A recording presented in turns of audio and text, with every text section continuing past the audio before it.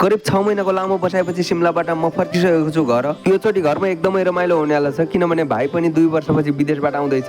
इन्डियाबाट आउनु बित्तिकै मेरो छोरा यो टक्लेको बर्थडे छ होइन। यो टक्लेको बर्थडे मनाउनलाई हामी सबै परिवार एकजुट भइसकेका छौँ र हामीले एकदमै रमाइलो गरेर आफ्नो फ्यामिली मात्रै होइन गएर बर्थडे मनाइरहेका छौँ। हेर्नुहोस् हामीले एकदमै रमाइलो गरिरहेका छौँ यो बर्थडे मनाएर। र लगत्तै अर्को दिन दसैँ भएको कारणले हामीले अब दसैँ पनि रमाइलो गरेर मनाउनु छ। यहाँ बर्थडे मनाइसकेपछि अब जानेछौँ हामी घरतिर।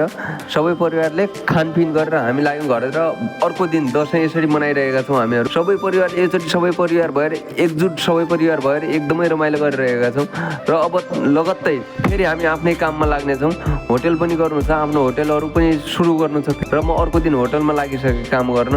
र अब फेरि लगत्तै भोलि नै हामी सुपा देउराली दर्शन गर्नको लागि जाँदैछौँ सबै परिवारहरू। र अर्को दिन हाम्रो घर परिवार सबै फ्यामिली भएर हामी लाग्यौँ सुपा देउरालीतिर रमाइलो गर्दै गर्दै बाटैभरि नाच्दै गाउँदै सुपा देउराली दर्शन गर्नको लागि। योचोटि एकदमै रमाइलो भइरहेको छ। दसैँ तिहार एकदमै रमाइलो हुनेवाला छ। र मेरो भाइ पनि करिब 1 महिनाको छुट्टी लिएर युरोपबाट घर आएको छ। र यो 1 महिनामा एकदमै रमाइलो गर्नेछौँ हामीले। दसैँ तिहार सबै सँगै मनाउनेछौँ। आज सुपा देउराली मन्दिरमा आज एकदमै भिडभाड हेर्नु यस्तो बाक्लो भिडभाड भइरहेको छ। पूजापाठ गर्ने मान्छेको बिहानैदेखि यस्तै लाइन छ। हामी पनि लाइनमा बसेर लगभग 1.5 घन्टापछि 2 घन्टापछि हाम्रो पालो आयो पूजा गर्नको लागि। र हामीले पूजापाठ गरेर नाच्दै गाउँदै फेरि घरतिर फर्किसकेका छौँ। तपाईँहरूले चाहिँ मेरो च्यानललाई सब्सक्राइब गरेर जानुहोला। अब आगामी दिनहरूमा म यस्तै भिडियो लिएर आउनेछु।